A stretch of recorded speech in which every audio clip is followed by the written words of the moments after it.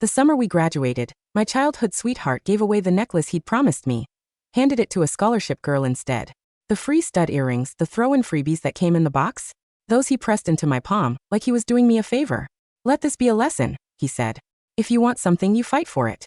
You don't sit around waiting for someone to hand it to you. Doesn't matter what anyone else says. What matters is what you think. Got it. His voice had barely faded when the comments flooded my vision. Classic ML move. He's such a tough love mentor, always teaching our girl how life works. Don't cry, bestie. The ML just felt bad for the other girl. It's one necklace. Sweet talk him a little, and he'd give you the world. Relax, our girl's about to pout and turn on the charm. One look in the ML caves. He'll buy her the exact same one tomorrow. So cute. The comments said it like it was already written. Like my whole life was some story they'd read the ending of. But they didn't know what came next. The Ashfords would lose everything. Julian would stand outside my dorm, clutching a necklace he'd carved my name into by hand, crying like the world had ended. And I'd be boarding a flight out of the country, hand in hand with my new boyfriend. The one who took first at nationals. But I didn't pout. I didn't sweet-talk anyone. I just nodded. Come. That same night, I pulled my spot at Harrington and confirmed Whitfield instead. He was right about one thing. I should follow my own mind. Boston was his. I wasn't following him there. I switched schools. And somehow, that made me the villain. Wait, is our girl serious? She actually switched schools. Poor ML. Still waiting for her to pout and make up, and his whole world just caved. Kind of a dumb move? She's basically shoving the ML right at the other girl. For real. Once he and that girl actually catch feelings, she'll be sorry. I watched them scroll and almost laughed. Julian broke his promise. So why was I the one getting blamed? Wasn't I supposed to be the heroine here? You'd think they'd love me even half as much as they loved him. My eyes dropped back to the earrings. The free ones. The throw-in. It was my birthday. He'd promised me, ages ago, that the second we finished graduation, he'd give me the necklace I'd been eyeing for years. I'd been counting down to it.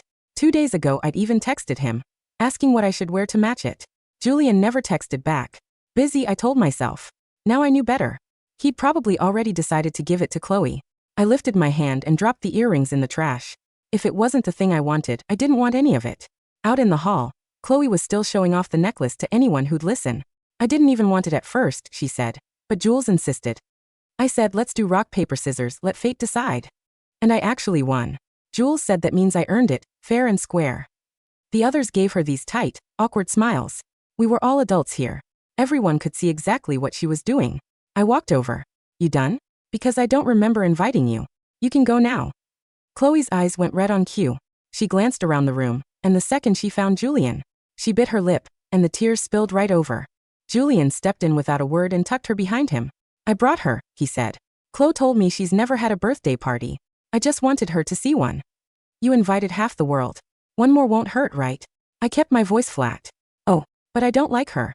So can she leave? Chloe cried louder. Lainey, I know you've always looked down on me, but is it my fault my family's broke? Broke people don't get birthdays. If you think I don't deserve the necklace Jules gave me, fine. I'll take it off right now and hand it to you. Julian's hand shot out and stopped her. His eyes settled on me, dark and full of disappointment. Delaney, when did you get like this? If you're really going to throw Chloe out, then I'm leaving too. And I'll never throw you another birthday again. Think hard about that. Oh, then you can get out too. The whole room froze. They all knew how long I'd been crazy about Julian. Nobody expected me to toss him out right along with her. Off to the side, my best friend Dakota gave me a quiet thumbs up.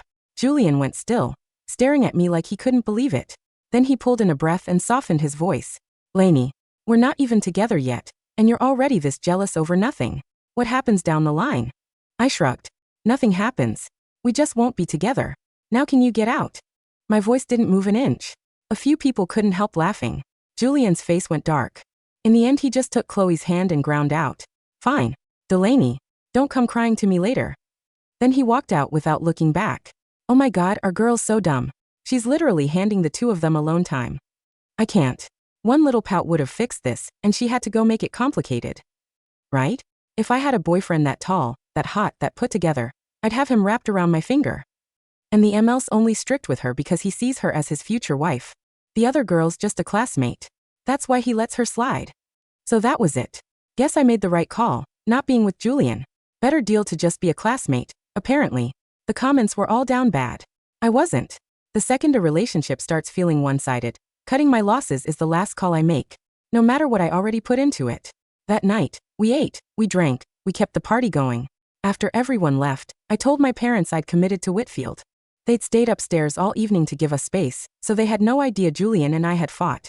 When they heard Whitfield, they lit up. It was close to home. They'd get to see me all the time.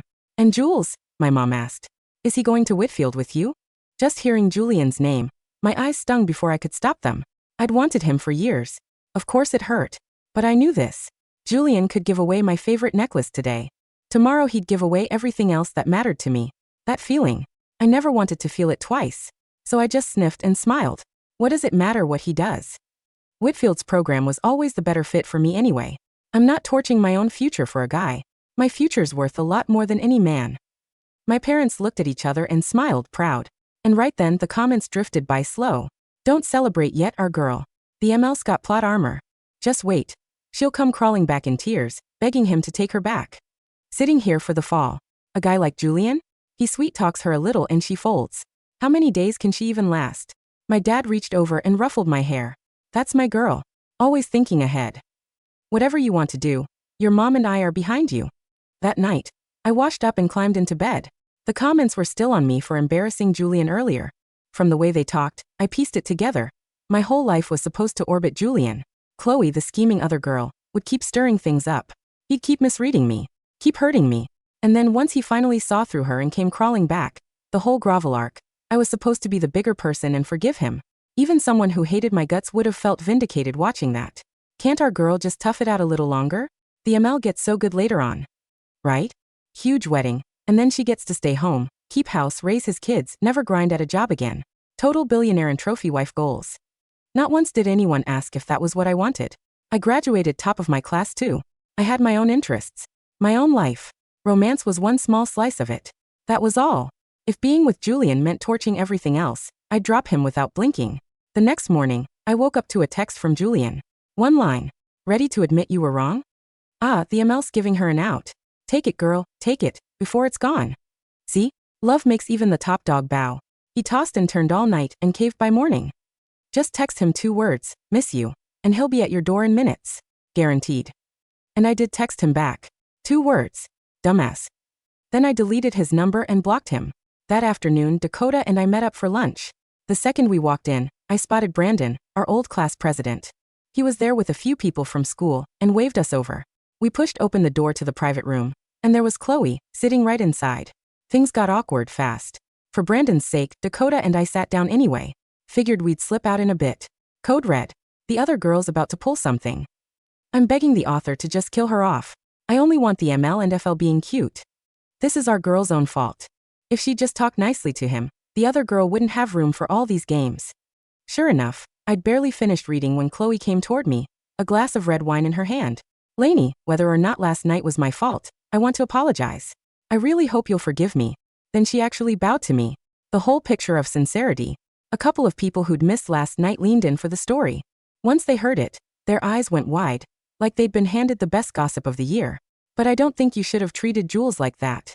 He was really upset after you kicked him out. But he still took me to another restaurant to cheer me up. Bought me my favorite cotton candy. Drove me home.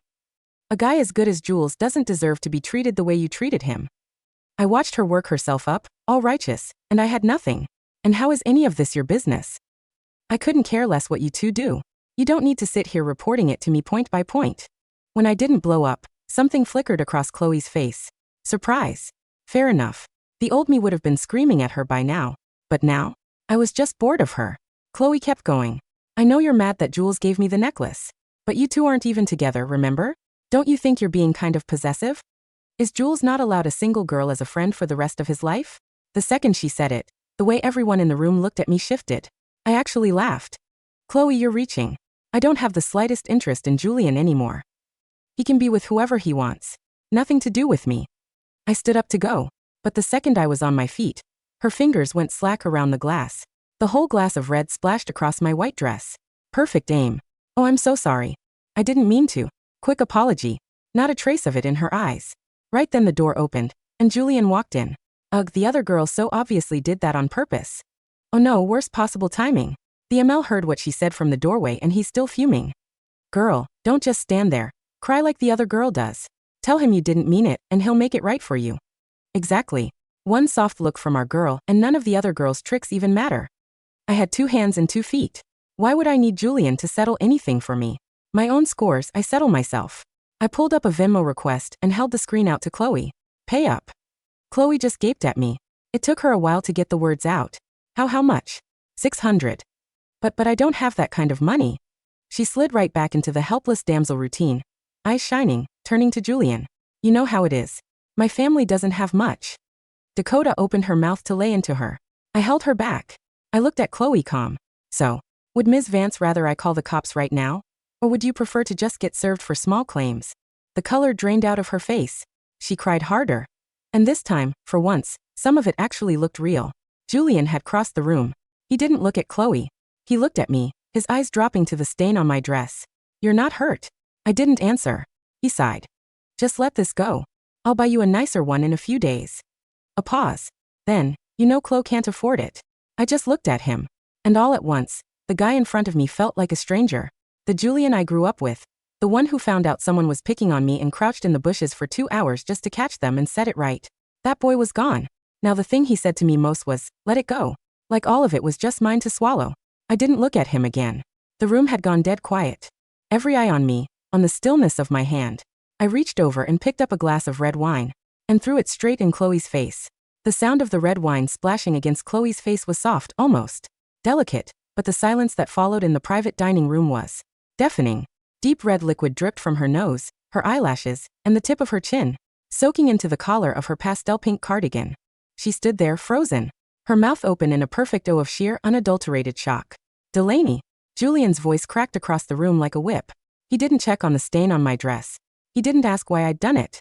He lunged forward, grabbing a cloth napkin from the center table and furiously dabbing at Chloe's face, his hands shaking with fury. Are you insane? Julian barked, glaring at me over his shoulder, his chest heaving. She apologized to you.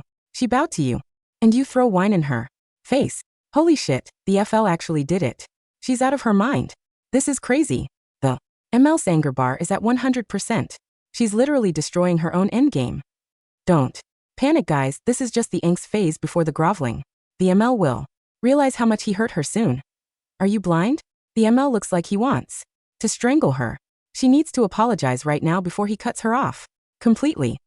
I set the empty glass back on the tablecloth with a light, crisp clink. We're even on the wine, I said, setting my shoulders back. My voice was steady, completely devoid of heat. She ruined my $600 dress. I ruined her $60 cardigan. As for the $540 left on her balance, I'll be expecting a Venmo transfer by midnight tonight, Chloe.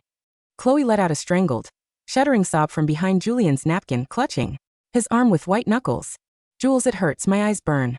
Did you hear her? Julian spat, turning his full, towering height on me. His eyes were dark, bloodshot with anger. Her eyes are burning. Delaney, I don't care how long we've known each other. You have gone way too far this time. Apologize. Right now. Or I swear to God, don't ever call my name again. I looked at him. Really looked at him. I thought about the boy who used to build snow forts with me in my backyard when we were 7. The boy who promised, under the summer stars when we were 15, that he'd buy me the silver moon pendant necklace the moment we graduated. That boy was completely dead.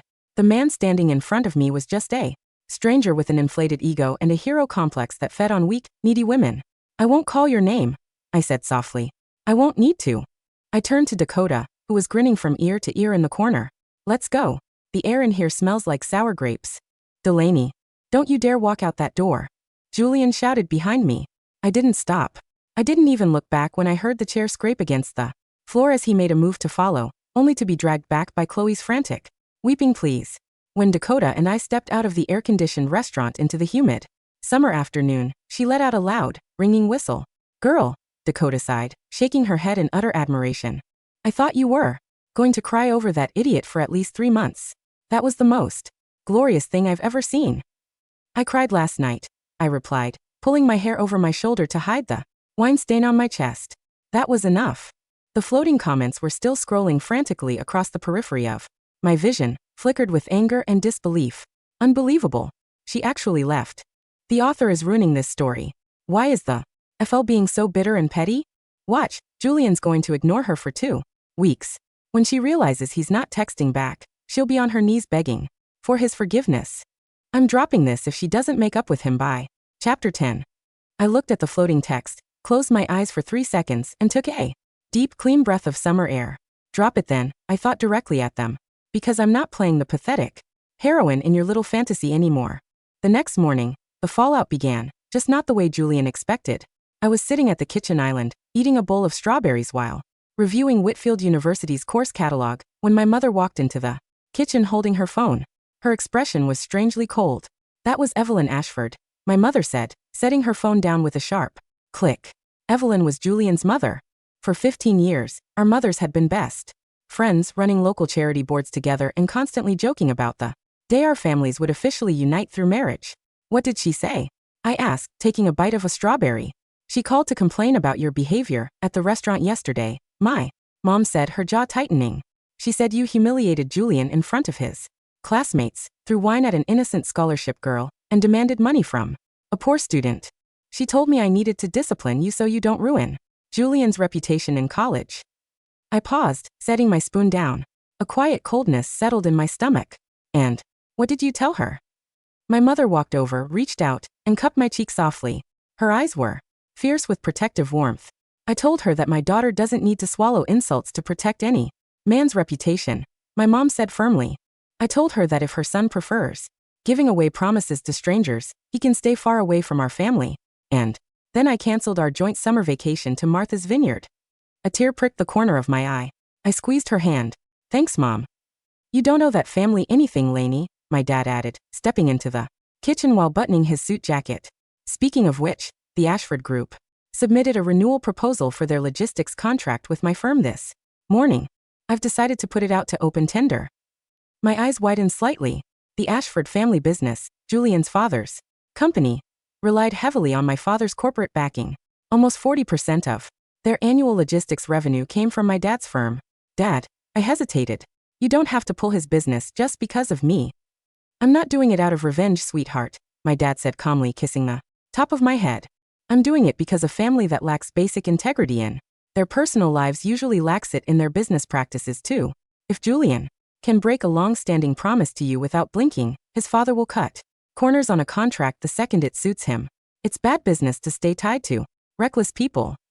The comments flashed by, erratic and panicked. Wait, what? Why is the FL's dad getting involved?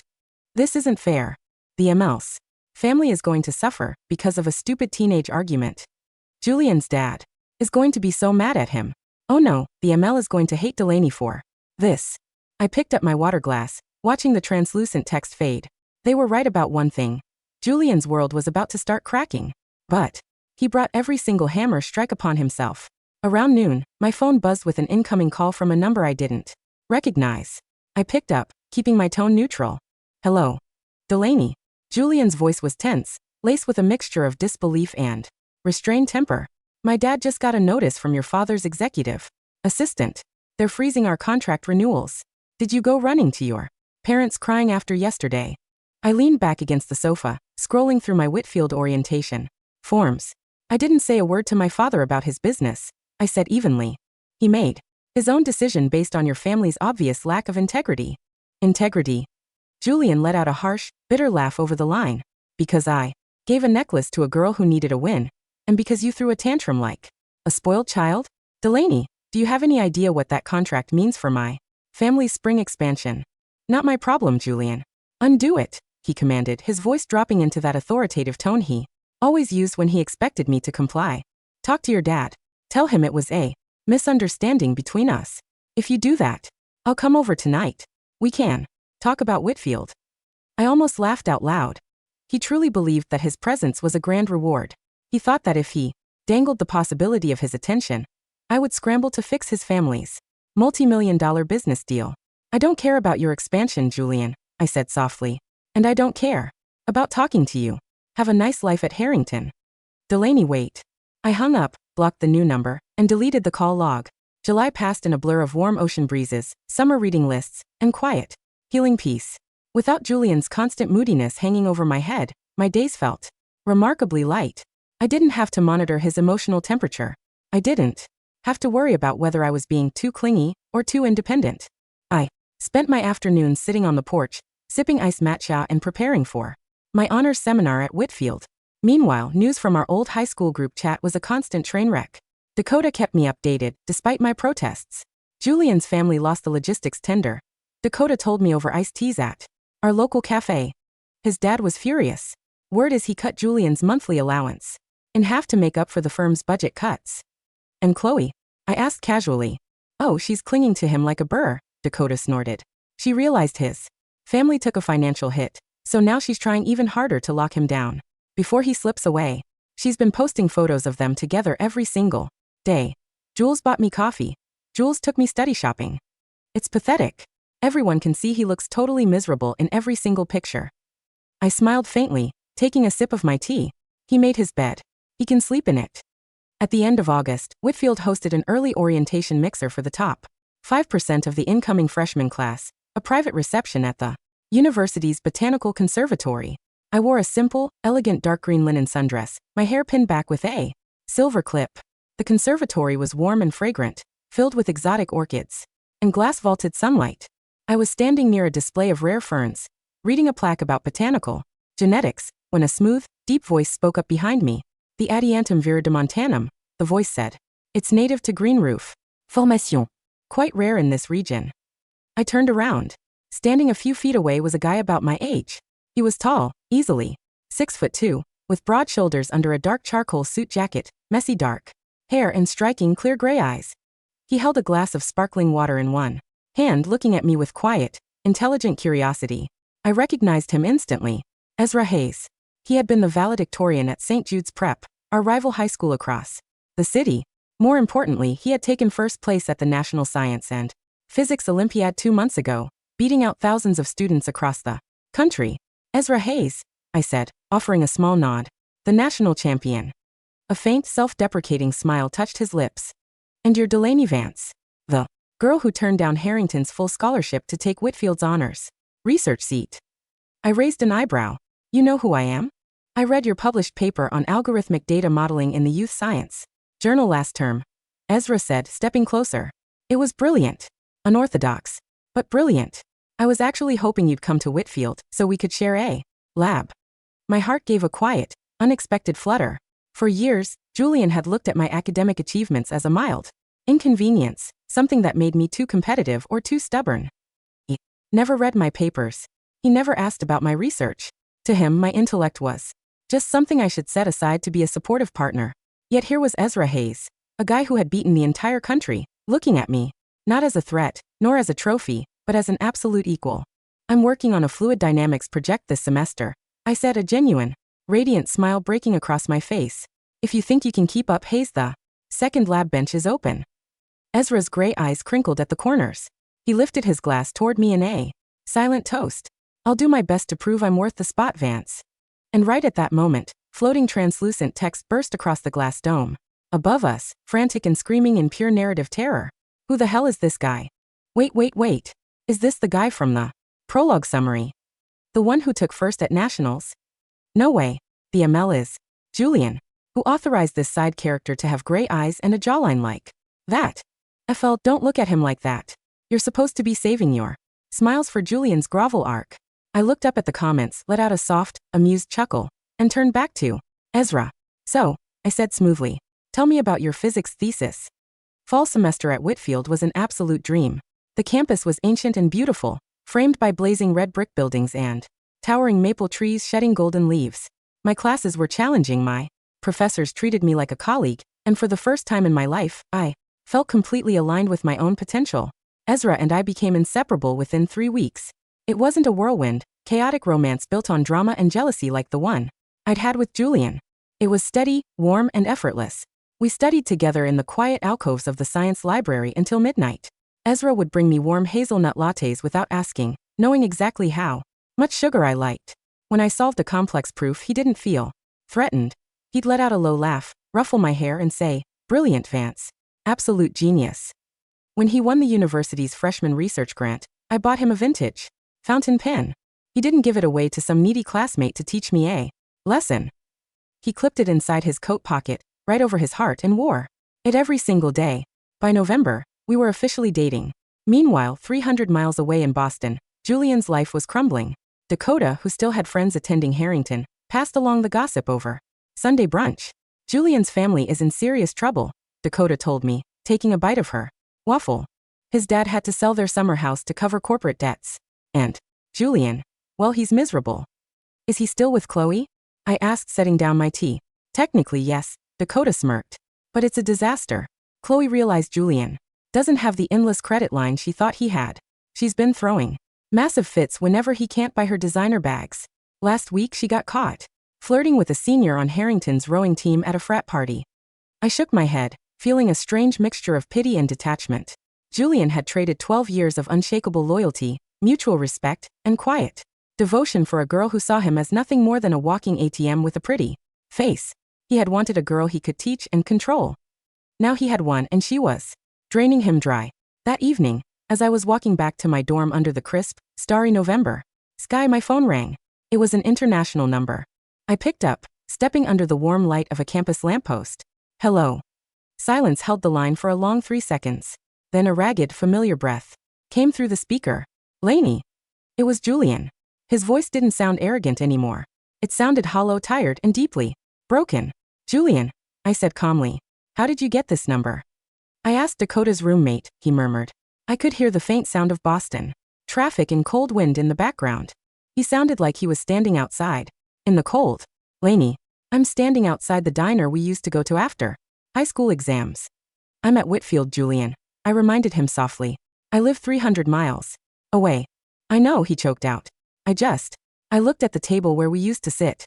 I remembered how you used to order the cherry pie and complain about the crust, but you'd eat the whole thing anyway. He stopped, letting out a trembling breath. Lainey, Chloe took the silver necklace I gave her. She sold it on an online luxury resale site last week to buy a pair of designer boots. I stayed quiet, listening to the wind rustle the dry oak leaves around me. She didn't care about it. Julian wept quietly into the receiver, dropping all pretense of pride. She didn't care about the history, or the gesture, or anything. She just wanted the money. Lainey, I made a mistake. A terrible, stupid mistake. Yes, the grovel arc is finally starting. I knew it. The ML finally realized. The other girl was trash. FL listened to him. He sounds so broken. Go to Boston and hear him out. He's suffering so much. One chance, Lainey, just give him one chance. I read the comments floating above the cobblestone path. Then I spoke into the phone. My voice was gentle, clear, and utterly unyielding. She didn't ruin the necklace, Julian, I said softly. You ruined it the second you handed it to her to prove a point to me. Lainey, please. I have an organic chemistry exam tomorrow morning, Julian, I continued.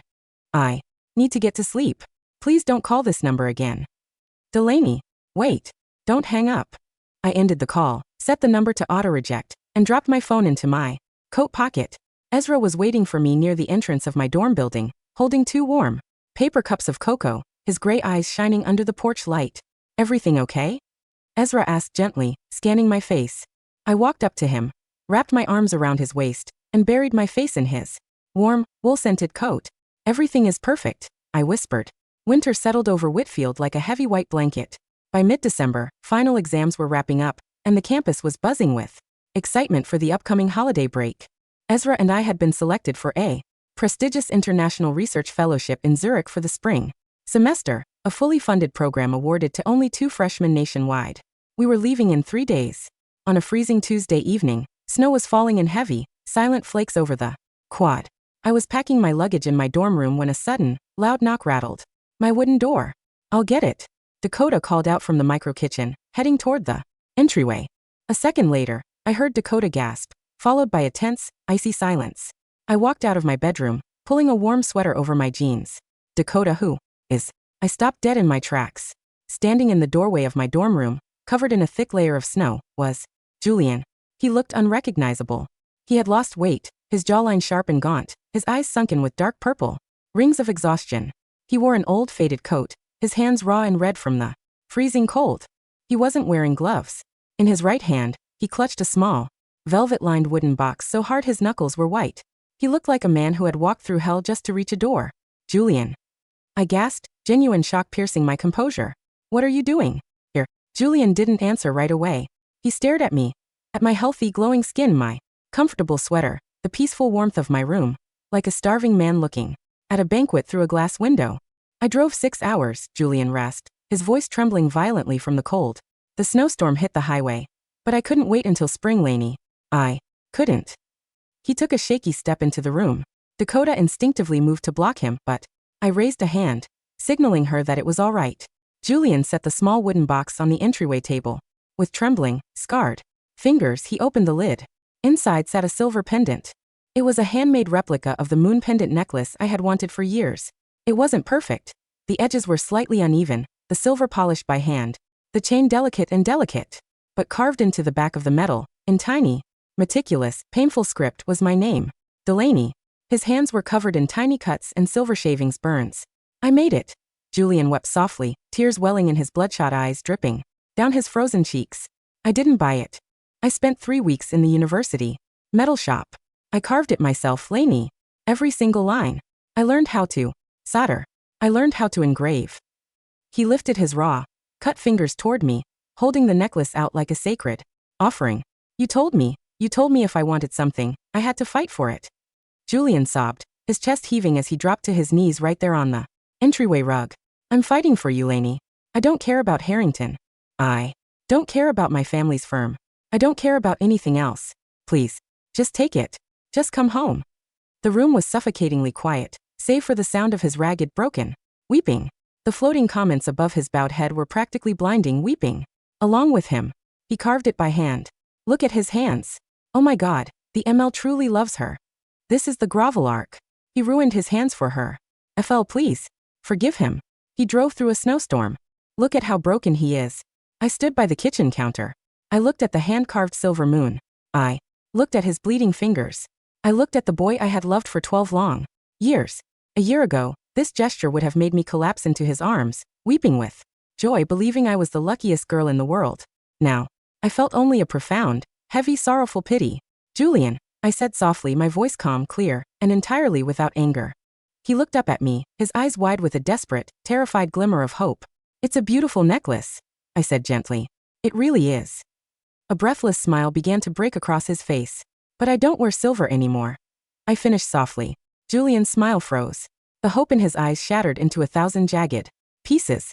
Lainey, what? You learned how to fight for something, Julian, I said, looking into his ruined, weeping face. That's good. You took my advice. But you forgot the second part of the lesson.